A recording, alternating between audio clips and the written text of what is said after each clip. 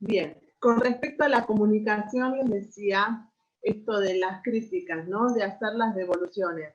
Hay dos maneras. Si yo la hago al proceso, cuando corrijo un error, me parecía importante poner una placa al respecto para entender esto de corregir el error, ¿no? Si yo lo hago al proceso, lo que permito es que el niño o la niña haya un deseo de hacerlo distinto, de lograr el resultado que se busca, pero desde otro lugar. Ahora, si la crítica va hacia la persona, lo más probable que suceda es que dañen su autoestima y que no quiera intentarlo porque se va a poner en juego su ser y no su hacer.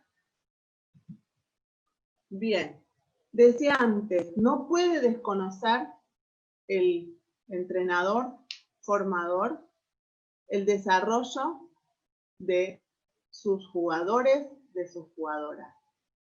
Debe saber que cada etapa tiene una lógica, que cada etapa tiene características y debe estar formado al respecto, porque tiene que adaptar su sesión, tiene que adaptar sus tareas a las edades que está entrenando.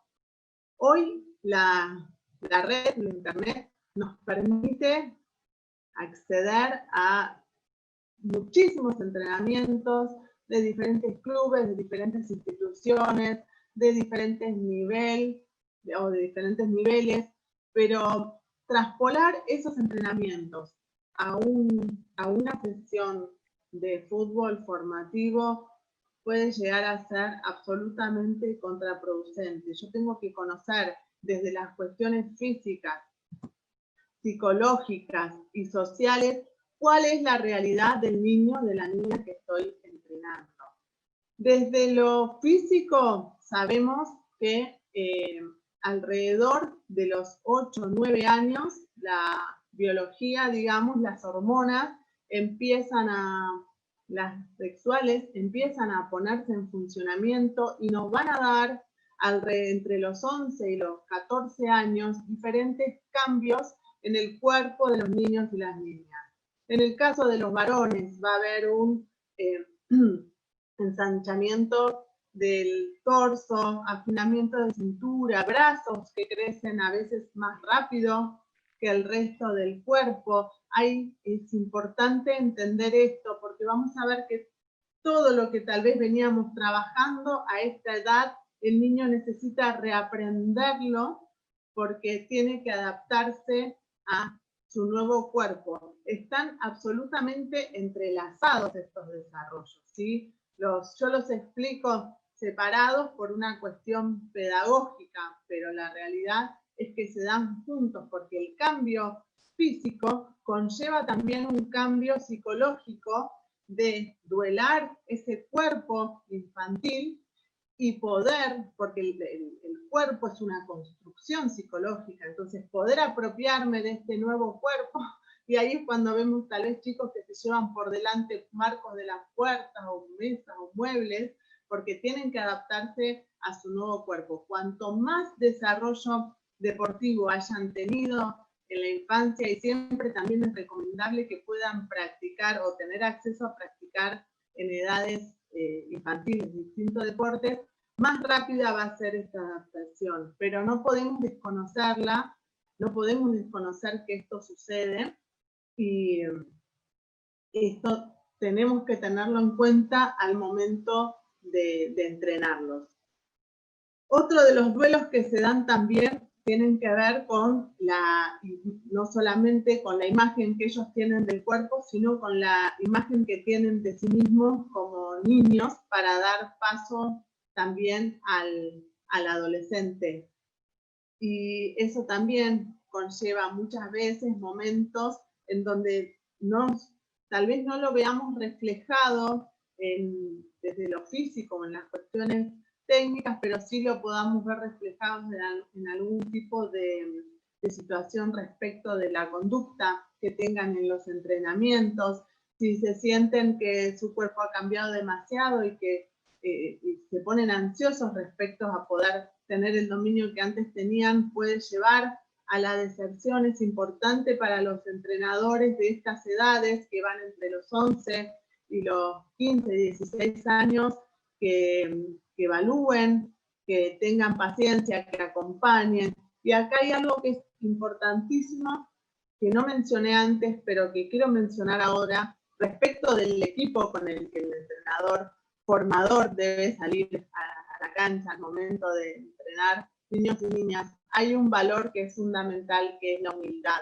La humildad significa a veces reconocer que yo necesito ayuda en algún momento de otros profesionales que me acompañen si observo algo que me llama la atención o si veo que estoy teniendo dificultades con el equipo al momento de entrenar. O si no, simplemente para brindar a mis jugadores y jugadoras información importante y a quienes estén a cargo de sus cuidados respecto de cuestiones como es la nutrición, cuestiones como es el crecimiento, cuestiones como es el uso, por ejemplo, se me ocurren un montón, ¿no? Responsable de las redes sociales respecto de cómo llevar adelante procesos de lesiones, cómo armar el proyecto de vida, cuestiones también que tienen que ver con el cuidado del cuerpo, con cuestiones de medicina, digo, dedicar a lo largo de lo que es la planificación, por ejemplo, anual, algún momento a invitar a un profesional a brindar, digamos, algún tipo de charla o de ayuda respecto de estos temas.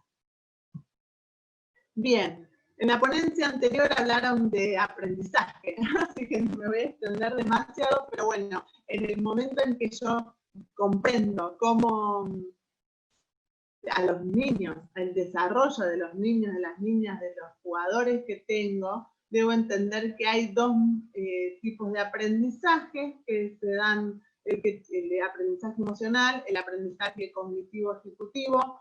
Es importante aquello que tiene que ver con las emociones, digamos, que tiene una permanencia y no requiere un esfuerzo de voluntad, que sí requiere el cognitivo ejecutivo. ¿Y qué necesita el niño para aprender? Esto sí me parece importante destacar. Errores. Se va a equivocar, sepan que se va a equivocar y mucho. Entonces veamos el error como una oportunidad de aprendizaje y no como algo para castigar o para remarcar. No, tomemos el error como la posibilidad de aprendizaje. Los niños necesitan desorden para aprender. Ahora, ojo con esto, no quiero que se malinterprete. El formador entrenador tiene que ser impecable en la planificación, en plantear los objetivos, porque de eso va a depender su responsabilidad, su compromiso con la tarea. Pero en el niño hay que permitir cierto desorden, cierta transgresión a las cuestiones, digamos, regladas, para desarrollar en ellos la creatividad. Aquellas cuestiones que, como decía antes, no que sean jugador robot, sino que pueda encontrar el espacio muchas veces para la gambeta, para hacer algo distinto a lo que nosotros proponemos. No sé si queda claro esto que estoy diciendo.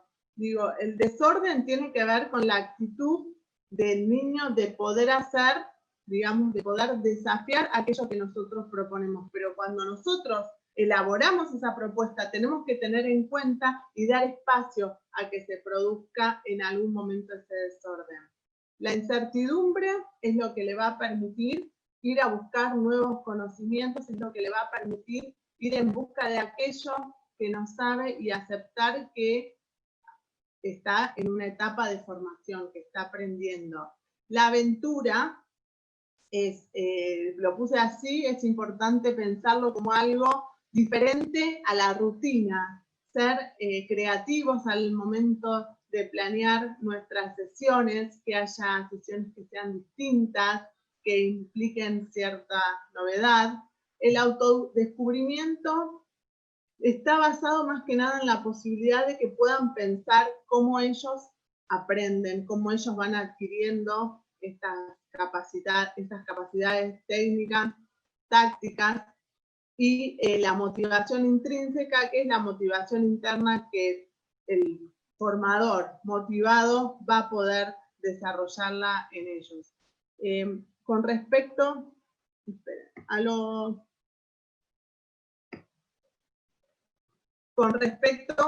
digamos, a la etapa de desarrollo, retrocedo un poco para que también entendamos que en las diferentes edades hay diferentes lógicas. Es necesario tener siempre en cuenta que alrededor de los 11, 12 años el niño llega a lo que es el pensamiento hipotético deductivo. Y esto es fundamental cuando pensamos en cuestiones de táctica, porque muchas veces la táctica resulta abstracta. ¿Cómo llevamos a cabo entonces las tareas en edades anteriores? Siempre ser lo más explícito posible. En la primera etapa, 6 años, marcar, si tenemos en cuenta esto, que el chico, digamos, el tipo de pensamiento es un pensamiento concreto, entonces marcar las diferentes posiciones dentro de lo que es la cancha, para que sepan cuál es, digamos, su sector, el sector que tiene que proteger, pero también que entienda que si el sector de al lado se desocupa porque mi compañero está haciendo otra cosa, bueno, puedo ir, digo, es importante, porque yo digo siempre esto, ¿no? Para un chico a los 6, 7 años, la famosa expresión tirar una pared puede representar ir y con un ladrillo tirar una pared abajo, ¿no? Entonces, estas cuestiones que tienen que ver con las cuestiones tácticas, explicarlas de manera exhaustiva, porque si hay algo también que sucede es que en fútbol todos somos sabios, todos sabemos muchísimo y se espera que todos sepamos más que el resto, incluidos los chicos. Y muchas veces sienten cierta vergüenza o cierto temor de preguntar para que no los carguen. Entonces terminan no comprendiendo la tarea que tienen que realizar justamente por temor a preguntar o porque no bajamos la explicación al nivel de la lógica que puedan comprender. Entonces me parece esta aclaración que es importante realizarla.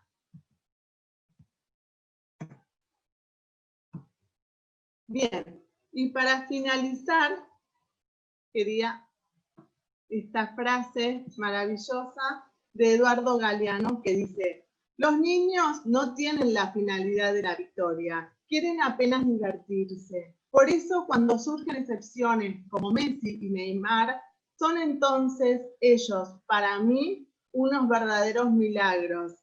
Me parece maravillosa para terminar porque ojalá por nuestro club, por nuestras escuelas, pasen los futuros Messi, Neymar, Maradona, Pelé, Cruyff, los nombres que ustedes quieran. Pero también quiero que todos los niños y niñas que pasen por nuestras escuelas y por nuestros clubes disfruten, amen el fútbol y puedan seguir siempre vinculados desde diferentes lugares. Algunos lo harán desde el fútbol profesional y los veremos entonces en las grandes cadenas televisivas y en los medios. Otros lo harán en sus barrios, otros lo harán en sus países, en sus ciudades, o en aquellos lugares. Hoy veía que hay argentinos en países donde ni siquiera nos imaginamos que juegan al fútbol y sí, juegan. Entonces, por esos niños también es importante que nos pensemos en nuestro rol de entrenadores, formadores, de una manera muy responsable. Responsable significa dar respuesta, por eso que hago, estar capacitada para poder brindar una respuesta, cuidarlos en lo físico, cuidarlos y cuidarlas en lo emocional, y bueno, que su amor al fútbol crezca a lo largo de toda su vida y no que terminen, bueno, yéndose. Así que con esta frase quería terminar la ponencia y bueno, agradecer estar aquí.